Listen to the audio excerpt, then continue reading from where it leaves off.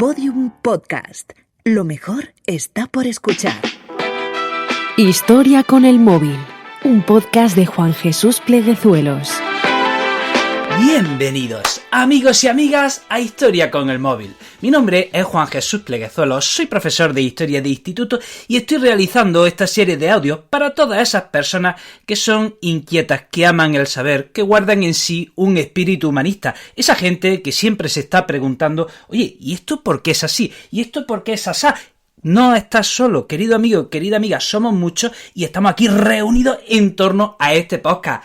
Antes de empezar con el programa de hoy, recordarte dos cosas muy importantes. Este episodio lo puedes escuchar desde la aplicación de Podium Podcast, donde tendrás acceso a un montón de podcasts de mucha calidad, entre otros mi otro podcast de historia de España para selectividad. También decirte que si te gusta cómo cuento la historia y cómo veo la educación, te va a gustar mi libro Como una historia.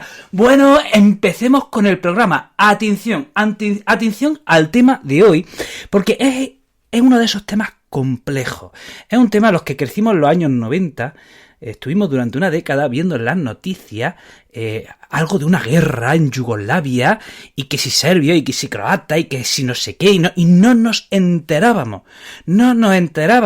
Cada año parecía que era una guerra interminable, que no se terminaba, que parecía que iba a durar para toda la vida, y nunca llegábamos a comprender qué diablos pasaba en Yugoslavia. Este episodio me recuerda un poco al del conflicto entre Israel y Palestina. Es muy complejo, siempre se está hablando de él, y bueno, nunca se termina de explicar con claridad. Bueno, pues hoy lo vamos a intentar, así que atención al tema. Vamos a hablar de la antigua Yugoslavia, que se encontraba, mejor dicho, en la península de los Balcanes.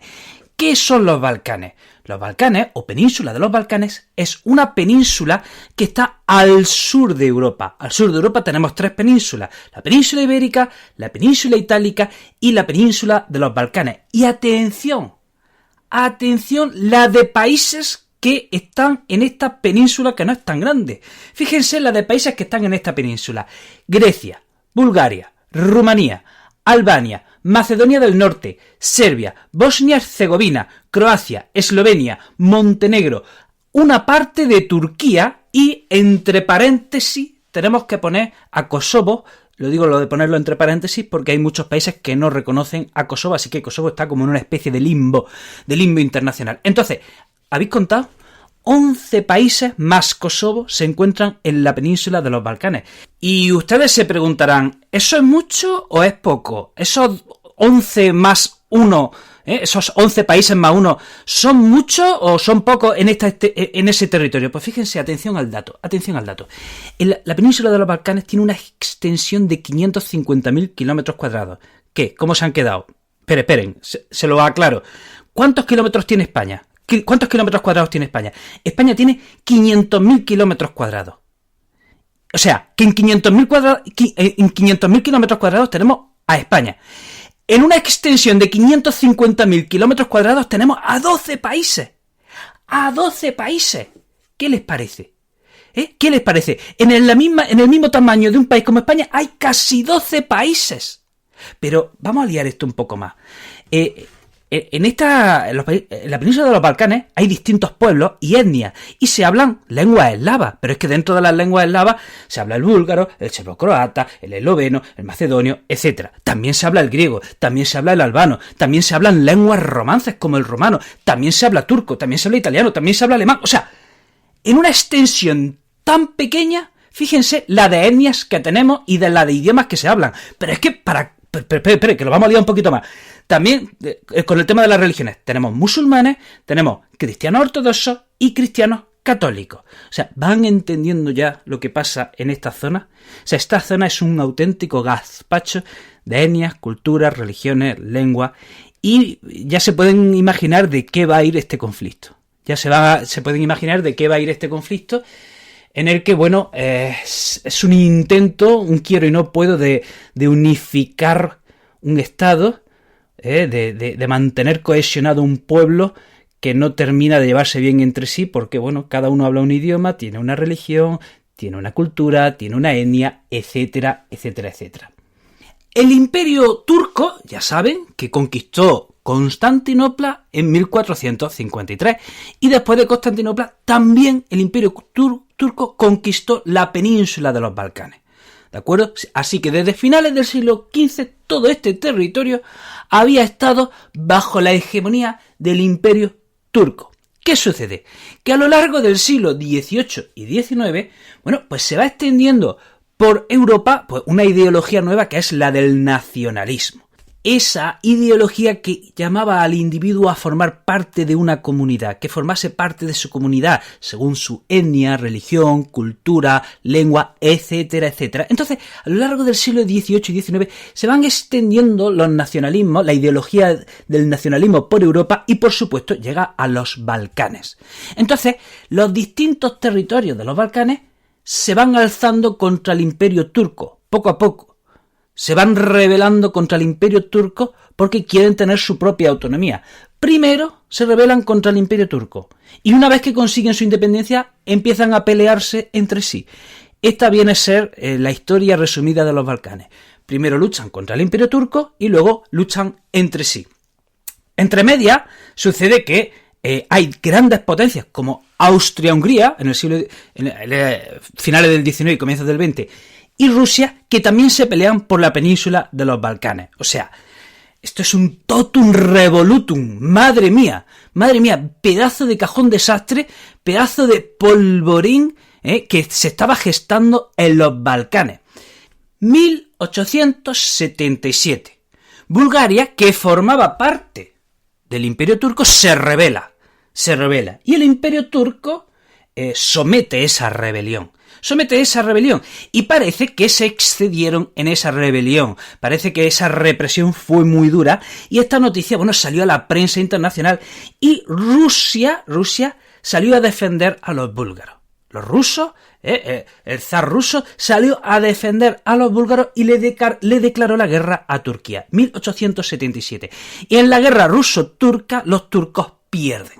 Entonces se firma un tratado que se llama el Tratado de San Estéfano. Y aquí ya empieza, la descomposición. Miren, Bulgaria consigue su independencia, Serbia consigue su independencia, Montenegro consigue su independencia, Rumanía consigue su independencia.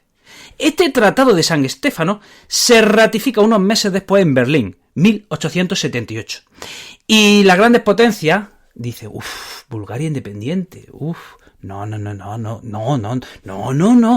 Bulgaria, que no eres independiente, que sigues bajo la hegemonía turca. Eso sí, Serbia sí ratifica su independencia, también Montenegro, también Rumanía, etc. Y tomen nota, Austria-Hungría, el Imperio Austrohúngaro, pasa a administrar la región de Bosnia-Herzegovina. Repito, Serbia ratifica su independencia en el Congreso de Berlín de 1878 y Austria-Hungría pasa a administrar la región de Bosnia-Herzegovina. Quédense con este dato, que es muy importante. A lo mejor ya lo saben incluso, lo que pasa es que esto es tan lioso que no saben que lo saben. Ahora lo explico. Miren, en 1908 resulta que en Turquía hay una revolución y los jóvenes turcos llegan al poder. Y aprovechando que hay caos en Turquía, pues los enemigos aprovechan. Entonces Bulgaria, que estaba todavía seguía bajo la hegemonía turca, Bulgaria aprovecha y en 1908 proclama su independencia. Bulgaria proclama su independencia. Pero es que además Austria-Hungría consolida su ocupación sobre Bosnia-Herzegovina. Habíamos dicho que en el Congreso de Berlín, Austria-Hungría empieza a administrar la región de Bosnia-Herzegovina, pero ahora que ve el emperador austrohúngaro, ahora que ve que en Turquía cunde el caos, decide consolidar su ocupación de Bosnia-Herzegovina e incorporarla al imperio. Bueno, hasta aquí, si se dan cuenta, el Imperio turco está siendo derrotado, está siendo expulsado de los Balcanes. Vive su hora baja. Los pueblos de los Balcanes se están viniendo arriba porque por fin, después de 5 siglos, consiguen zafarse del poder de los turcos. Entonces, ahora empieza la guerra de los Balcanes. Ya saben lo que dice el arte de la guerra. Cuando tu enemigo está débil, ¿qué es lo que tienes que hacer? Ir a por él, machacarlo. Así que empiezan las guerras de los Balcanes. 1912, Bulgaria, Montenegro, Serbia y Grecia ven que Turquía está débil. Turquía está débil. Así que se unen en la llamada Liga Balcánica y luchan contra el Imperio Turco para terminarlo de expulsar de la península de los Balcanes. Y entonces, bueno, en esa primera guerra balcánica el Imperio Turco es derrotado y bajo el Tratado de Londres de 1913, atención, a Turquía ya solo le queda en Europa la ciudad de Estambul, antes llamada Constantinopla, y los territorios los territorios adyacentes. ¿De acuerdo? A Turquía ya solo le queda en Europa la ciudad de Estambul y la provincia circundante. Pero ¿qué he dicho antes? Que esta historia se resume en dos ideas. Primero, lucha contra los turcos y luego, cuando se han liberado de los turcos, lucha entre sí. Bueno, pues ahora viene esa parte. Ya han derrotado a los turcos y, como no, ahora estos pueblos de los Balcanes empiezan a pelearse entre sí porque no están de acuerdo con el reparto. Bulgaria se enfrenta a sus ex aliados y en este caso Bulgaria es derrotada. Estamos en 1913. Bien, volvamos atrás, volvamos a 1878. Serbia ha conseguido su independencia. En 1882, Serbia se proclama reino. Y atención, llegamos a 1914. Vamos a ver si has escuchado todos mis podcasts. Vamos a ver si has sido un oyente fiel. Vamos a ver si has comprendido todo lo que hemos visto hasta ahora en esta serie ya de no sé cuánto, de más de 80 episodios, no sé cuántos llevo ya, sobre historia con el móvil. Atención, 1914. Austria-Hungría le declara la guerra a Serbia. ¿Por qué? Porque Austria-Hungría en 1914 le declara la guerra a Serbia. ¿Qué había hecho la pobre Serbia? ¿Qué había hecho la pobre Serbia? Dímelo. Vamos a ver, ¿te has escuchado mi podcast? Veo que sí, veo que la mayoría estáis riendo, estáis sonriendo porque lo sabéis. Es una pregunta muy fácil, efectivamente. Francisco Fernando, un príncipe austriaco, visita Sarajevo en 1914. Sarajevo era la capital de Bosnia-Herzegovina. Bosnia-Herzegovina que pertenecía al Imperio Austrohúngaro. Bien, pasa que el terrorista que se lo carga pertenecía a una organización serbia. ¿Van atando ya cabos?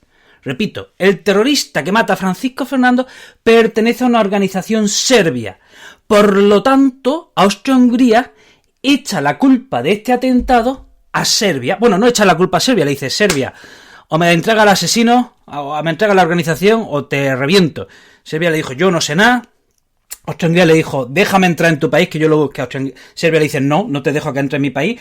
Y Austria-Hungría le dijo: te declaro la guerra. 1914. Aquí se desencadenan las alianzas. ¿Quién era el primo de Zumosol de Serbia? Rusia. Rusia acude a ayudar a Serbia, se desencadenan las alianzas y comienza la Primera Guerra Mundial. Termina la Primera Guerra Mundial, Serbia sigue constituida como reino y pronto empezará a llamarse Yugoslavia. Llega la Segunda Guerra Mundial y Yugoslavia, atención, en principio se pone de parte de las potencias del eje, pero hete aquí que el rey de Yugoslavia es depuesto y esto Hitler lo toma como una traición, así que Hitler ocupa Yugoslavia. Yugoslavia será liberada por el Ejército Rojo de la URSS y aquí es cuando llega al poder Tito, al mando del Partido Comunista de Yugoslavia. Y después de la Segunda Guerra Mundial es cuando se constituye la República Federal de Yugoslavia, liderada por Tito. En esta República Federal de Yugoslavia tenemos las siguientes repúblicas. Atención: Eslovenia, Croacia, Bosnia-Herzegovina, Macedonia, Montenegro y Serbia. 6 repúblicas unidas en esta República Federal de Yugoslavia. En general, a Yugoslavia no le fue mal bajo la dictadura de Tito. ¿Por qué? Tito organizó una serie de planes quinquenales que hicieron que la economía de Yugoslavia despegase. Además, si bien era una dictadura comunista, Yugoslavia iba al margen de la Unión Soviética. Yugoslavia no estaba bajo la órbita de la Unión Soviética, no seguía los dictámenes de Moscú, de hecho llegó a estar enfrentada a la Unión Soviética. De hecho, era tanto el temor a una invasión que Tito llegó a planear que si Stalin invadía Yugoslavia, toda la población debería luchar en forma de guerrilla. Ya tenía un plan organizado para que en el momento en que hubiese una invasión, todos los ciudadanos se convirtiesen en combatientes, se convirtiesen en soldados y para combatir a ese ejército invasor. Ya tenía el plan de acción para una posible guerra de guerrilla en caso de una invasión extranjera. De hecho, Tito tuvo buenas relaciones con Occidente. Ya digo, aunque fuese un país comunista, a este país tendríamos que ponerlo entre paréntesis dentro de la órbita de los países comunistas. ¿Qué pasa? Que llega en 1980, muere Tito y aquí ¿qué sucede? Pues que esa federación que se había mantenido bajo las órdenes de Tito, pues empieza poco a poco a resquebrajarse. En 1989 llega al poder Milošević, que era serbio, y Milošević no tenía la mano izquierda que tuvo Tito, ni la mano derecha, ni tuvo nada, lo hizo fatal. Milošević metió una pata tras otra, y se cargó esa federación que estaba funcionando. Se la cargó, no supo mantener la homogeneidad de ese Estado, no supo mantener a estos pueblos unidos y fue provocando una guerra tras otra. Miren, 1990, Eslovenia, en diciembre del 90, organiza un referéndum por la independencia en el que sale el sí, de manera que en junio del 91 Eslovenia proclama su independencia. Entonces, el gobierno de Yugoslavia, dirigido por Milošević, que era serbio, bueno, pues le declara la guerra a esta región, a esta república de Eslovenia, que formaba parte de su estado, pero le declara la guerra a media. De hecho, le dice, independízate, Eslovenia, fuera. No, ya está, no hay guerra, vamos a dejarlo. Así que fue una guerra muy corta.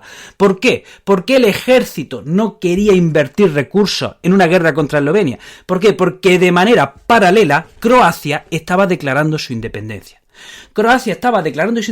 ¿Y qué pasa? Que en Croacia había una fuerte minoría serbia. Vamos a ver. En Eslovenia, étnicamente, era una república homogénea. Sin embargo, en Croacia había una fuerte minoría serbia. Estaban los croatas, ¿de acuerdo? Pero es que también había una fuerte población serbia. Así que el gobierno no iba a permitir que Croacia se independizase. Dejó que Eslovenia se fuese, étnicamente, se parecían mucho entre ellos, pues nada, que se vayan. Pero Croacia no querían que Croacia se fuese, porque dentro de Croacia había una fuerte minoría serbia. La República de Croacia proclama su independencia en junio del 91 y, como ya hemos dicho, pues la minoría serbia se opone a esa independencia. De hecho, esa minoría serbia dentro de Croacia, a su vez, proclama una república aparte y aquí empieza la guerra. Entre Serbia y Croacia. Finalmente, la ONU tiene que intervenir para controlar alguna zona. ¿Qué pasa? Que esa guerra de Croacia se expande a otra república que es Bosnia-Herzegovina. Entonces tenemos como dos guerras paralelas de independencia. Por un lado, los croatas se quieren ir y por otro lado, Bosnia-Herzegovina también se quiere ir.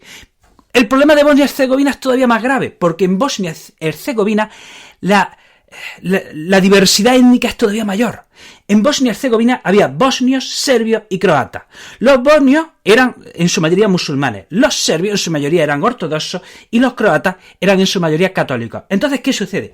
Que en la guerra de Bosnia, hay una guerra de Bosnia contra los serbios porque se quieren independizar, pero es que a su vez dentro de Bosnia hay una guerra de unos pueblos contra otros. ¿De acuerdo? Y en ese contexto, por ejemplo, se produce la masacre de Srebrenica, donde matan a 8.000 bosnios de etnia musulmana. Finalmente, tanto la guerra de Croacia como la guerra de Bosnia, que si bien corren paralelas, no eran exactamente la misma guerra, terminan con los acuerdos de Dayton y, por supuesto, terminan con la independencia de ambas regiones y proclamándose en estados independientes. Bien. Tenemos que hablar de otra república, Macedonia. En el año 91, paralelo a Croacia y paralelo a Bosnia, también proclama su independencia. Lo que pasa es que Macedonia, por estar donde estaba, si Serbia intervenía en Macedonia, podía provocar una guerra a gran escala, una guerra a escala internacional. Entonces, mira, que se vayan y se acabó. Así que Serbia se independizó. Y vamos ya a la última de las guerras, la más reciente, la guerra de Kosovo. En 1999, la guerrilla kosovar empieza a atacar y a hostigar al ejército serbio. El ejército serbio responde.